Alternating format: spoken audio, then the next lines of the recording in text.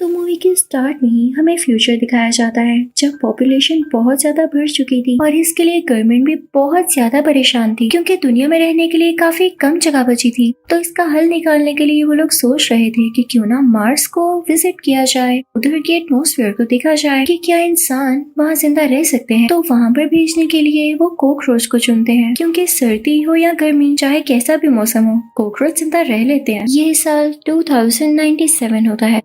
ये साल 2597 का होता है। कॉकरोच को मार्स पे भेजा जा चुका था।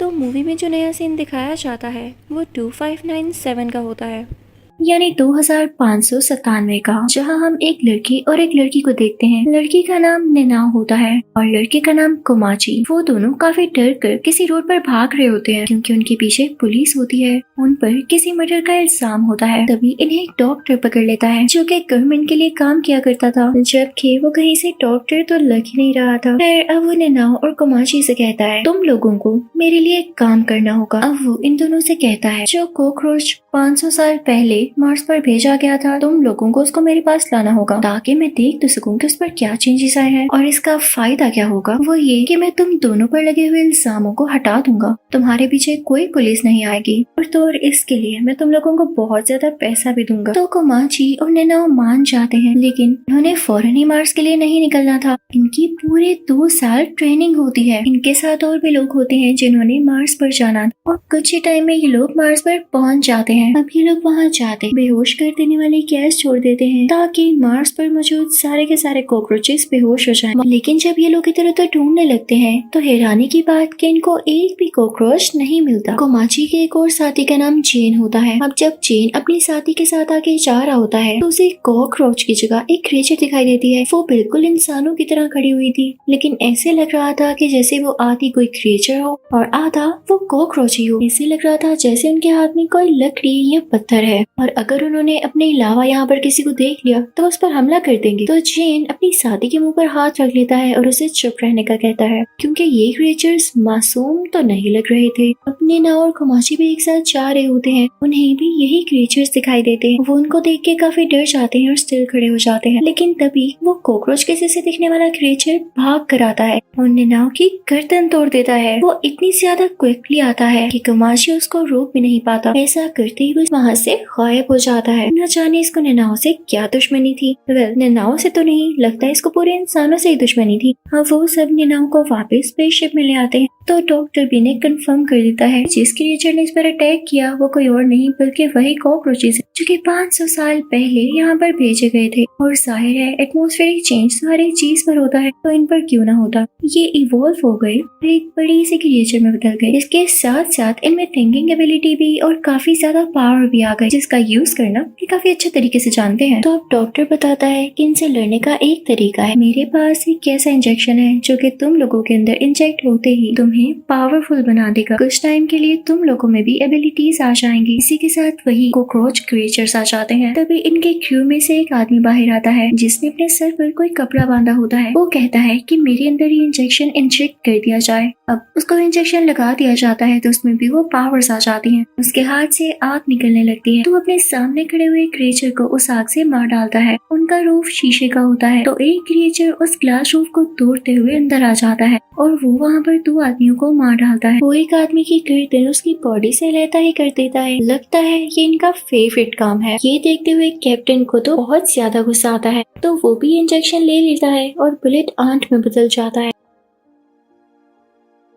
उसमें काफी पावर्स आ जाती है तो वो क्रिएचर का बहुत बुरा हाल करता है, उसकी बॉडी को काट डालता है। अब ये कॉकरोच आर्मी इनके स्पेसशिप की तरफ बढ़ने लगती है। अगर तो वो स्पेसशिप के अंदर आ जाती तो वो सब लोगों को भी मार देते और स्पेसशिप को भी डिस्ट्रॉय कर देते। तो ये सब लोग प्लान करते हैं कि अपने स्पेसशिप को लेते हुए यहाँ से निकल जाएं, लेकिन इससे पहले ही स्पेसशिप में एरर आ जाता है और ये लोग ऐसा नहीं कर पाते। तभी ये सोचते हैं कि हम पुरानी स्पेसशिप से जा सकते हैं, तो क्यों ना उसमें जाया जाए। अब ये सब लोग स्पेसशिप की तरफ चल पड़ते हैं, लेकिन कोमाची को बिल्कुल अच्छा नहीं लग रहा होता क्योंकि नेनाओ मारी जा चुकी थी। ये सब लोग उसको यहीं पर छोड़कर जा रहे थे। तो कोमाची नेनाओ के पास जाता है। वो उससे कहता है कि मैं वापस जरूर आऊंगा और तुम्हें लेकर जाऊंगा। यहाँ पर हम देखते हैं कि नेनाओ की बॉडी में कुछ चेंजेस आ रहे होते हैं। अब ये सारे लोग वहाँ से निकल जाते हैं, लेकिन तभी देखते हैं कि इनके सामने क्रिएचर्स का पूरा ग्रुप खड़ा है जिनको हराना बहुत मुश्किल है। तो इनमें से एक और आदमी खुद को इंजेक्शन लगवाता है। वो भी एक खौफनाक क्रिएचर में बदल जाता है जो कि किसी मॉन्स्टर के जैसे थी और उसकी एबिलिटी ये थी कि वो अपने मुंह से आग निकाल सकता था। वो उन पर आग फेंकने लगता है जिससे वो इस वेव से तो छुटकारा पा लेते हैं। अब वो आगे बढ़ने लगते हैं, लेकिन ज्यादा दूर नहीं गए थे कि तभी सामने से उनकी और आर्मी आ रही होती है। तो अब दो लड़कियां खुद को इंजेक्शन इंजेक्ट करती हैं और क्रिएचर में बदल जाती हैं। ये सब उन क्रिएचर से लड़ने की बहुत कोशिश करते हैं, लेकिन इस बार बार नाकाम हो रहे थे क्योंकि वो क्रिएचर बहुत ज्यादा स्ट्रॉन्ग थे। अब इनकी गाड़ी भी आउट ऑफ बैलेंस हो जाती है और पलट जाती है। उसमें से आग निकलने लगती है। वो बहुत बार पलटती है जिससे वो बिल्कुल डैमेज हो जाती है और उसमें से वो दोनों कैरेक्टर्स बाहर आकर गिरते हैं। लेकिन यहाँ मजे की बात ये होती है कि इतनी बार पलटने के बाद भी गाड़ी दोबारा से स्टार्ट हो जाती है। वो गाड़ी ऑटो होती है और अपने आप ही चलने लगती है। तभी क्रिएचर्स का हमला होता है इन 3 लोगों पर जो कि डॉक्टर के साथ आए, लेकिन क्रिएचर्स इनके बहुत करीब आ जाते हैं। एक का सर उड़ा देते हैं, एक को अपने स्टिक से बहुत जोर से मारते हैं कि वो जमीन पर जाकर लग जाए और इसी तरह से वो क्रिएचर्स उन तीनों को मार डालते हैं। अब स्पेसशिप में एक लड़की स्पेसशिप को जमीन के लिए सेट कर देती है क्योंकि वो लोग इस प्लेनेट पर और रुकना नहीं चाहते थे, क्योंकि जिन कॉकरोचेस को वो पकड़ने आए थे वो तो अब एक क्रिएचर में बदल चुके थे जो कि उनके कंट्रोल में बिल्कुल नहीं थी। लेकिन इससे पहले उनको बाहर किसी चीज की आवाज आती है। जब वो बाहर जाकर देखते हैं तो उनके साथी मर चुके होते हैं, लेकिन वहाँ पर 2 ही डेड बॉडीज होती हैं। पता नहीं तीसरा आदमी कहाँ गया। अब कोमाची को गुस्सा आ जाता है। कोमाची, चेन और एक और लड़की भी अपने अंदर वो इंजेक्शन इंजेक्ट कर लेते हैं और उनमें भी अब एबिलिटीज आ जाती हैं। अब वो चाहते हैं क्रिएचर्स के पास उन्हें मारने के लिए कि तभी हम देखते हैं कि वो क्रिएचर्स कैप्टन को मारने वाले होते। लेकिन तभी एक लड़की जो कि पहले हमें लग रही थी कि क्रिएचर्स नहीं मारती होगी, वो उनमें से एक क्रिएचर की बॉडी को चीरते हुए बाहर आती है और कैप्टन पर ही शूट कर देती है। साथ ही वो अपने एक साथी पर पानी फेंकती है और हमें यहाँ पर पता चलता है कि ये दोनों डॉक्टर के लिए सीक्रेटली काम करते थे। ये एक एग के बारे में डॉक्टर को बताते हैं। हो सकता है कि इन्हीं क्रिएचर्स का एग हो। उतनी देर में उस एग में से 2 क्रिएचर्स बाहर आ जाते हैं और तभी स्पेसशिप भी जमीन पर जाने के लिए तैयार हो जाती है। अब जब ये वो न्यूली बॉर्न क्रिएचर्स देखते हैं तो वो बाकी क्रिएचर्स को बुलाने लगते हैं कि वो स्पेसशिप को रोके। तो सारे के सारे क्रिएचर्स उड़ते हुए वहाँ पर आते हैं। अब ये सारे क्रिएचर्स इनकी तरफ बढ़ने लगते हैं। तो इनसे लड़ने के लिए इस वक्त सिर्फ कोमाची, चेन और एक लड़की ही बची थी और इनको समझ नहीं आ रहा होता कि वो इनसे कैसे लड़ेंगे। अब चेन को एक आइडिया आता है। वो सोचता है कि एक बार इंजेक्ट करने से हमें थोड़ी सी एबिलिटीज आती हैं। अगर हम ये इंजेक्शन दूसरी बार लें तो हमें ज्यादा एबिलिटीज आएंगी। ऑब्वियसली अगर तीसरी बार लेंगे तो हो सकता है कि हमें ये सारी एबिलिटीज आ जाएं जो कि कॉकरोचेस में है। अब ऐसे ही होता है। जब चेन 3rd टाइम वो इंजेक्शन लेता है तो उसके पर भी निकल आते हैं और यही तो वो चाहता था। अब वो उन कॉकरोचेस से लड़ने लगता है, लेकिन वो इतने ज्यादा और इतने स्ट्रॉन्ग होते हैं कि ये लोग उन्हें हरा ही नहीं पा रहे होते। तो अब चेन चौथी बार खुद को इंजेक्ट करता है, जिसके बाद ये मॉन्स्टर बन जाता है और जाहिर है इसमें पावर्स भी उतने ही होंगे। लेकिन काफी ज्यादा टाइम हो जाने के बाद भी जब वो क्रिएचर्स को नहीं हरा पाता तो वो काफी ज्यादा थक जाता है। तब कोमाची आगे आता है और वो कहता है कि मैं इन क्रिएचर्स को हराऊंगा। अब कोमाची इन क्रिएचर से लड़ने लगता है। जैसे ही कोमाची उन क्रिएचर्स में से एक क्रिएचर के पास जाता है तो वो क्रिएचर कोमाची को ही पकड़ लेता है और उसे मारने वाला होता है कि तभी उसकी नजर एक ग्लोइंग चीज पर पड़ती है जो कि उड़ के उसकी तरफ ही आ रही होती है। उससे बहुत ही प्यारी गोल्डन डस्ट गिर रही होती है। वो कोई फीमेल फेरी लग रही होती है। तो सुन लीजिए ये असल में थी कौन। ये नेनाओ होती है जो कि अपने इस कैरेक्टर में परमानेंटली आ चुकी थी, यानी ये उस टाइम मुकम्मल तौर पर मरी नहीं थी बल्कि इसने वापस आना था। कोमाची ये देख के बहुत खुश होता है और नेनाओ की तरफ बढ़ ही रहा होता है कि तभी क्रिएचर को समझ आ जाती है कि ये ग्लो कर रही है और हो सकता है कि जब इस पर शूट किया जाए तो ये ब्लास्ट कर जाए, इस तरह से मैं इसे मार सकूं। तो वो सालिम क्रिएचर इसी तरह करता है। ग्लोइंग नेनाओ पर शूट करने की वजह से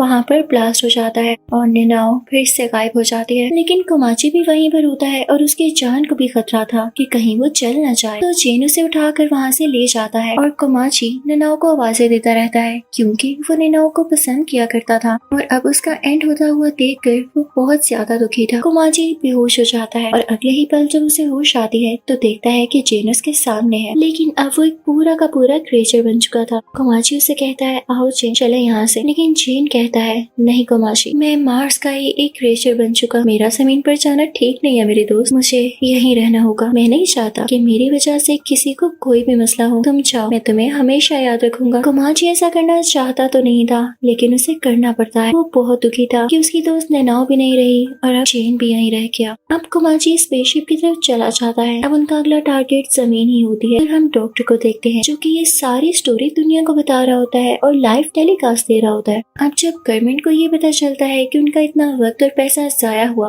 और डॉक्टर वहाँ से कुछ भी न ला पाया, वो अपने मिशन में फेल हो गया, तो वो हुक्म देती है कि इसको मार दिया जाए। इसने वहाँ जाकर लोगों की जानों से खेला है और हमें ट्रिक करने की कोशिश की है। अब हम देखते हैं कि जो डॉक्टर की असिस्टेंट होती है उसे भी उस पर काफी गुस्सा होता है, क्योंकि वाकई डॉक्टर बात का पक्का नहीं होता, तो उस पर शूट करने लगती है। लेकिन डॉक्टर बहुत चालाक था, वो जानता था कि एट द एंड उसके साथ क्या होगा, तो वो उस बुलेट को कंट्रोल कर लेता है। वो काफी स्लो हो जाती है। तभी उसी गन पर हम एक स्पाइडर देखते हैं जिसके अंदर से एक गैस बाहर आती है। जैसे ही वो गैस वो लड़की सूंघती है तो उसकी तबीयत खराब होने लगती है और वो वहीं मारी जाती है। इसी के साथ इस मूवी का एंड होता है। आई होप आपको ये अच्छी लगी होगी। Thank you for watching.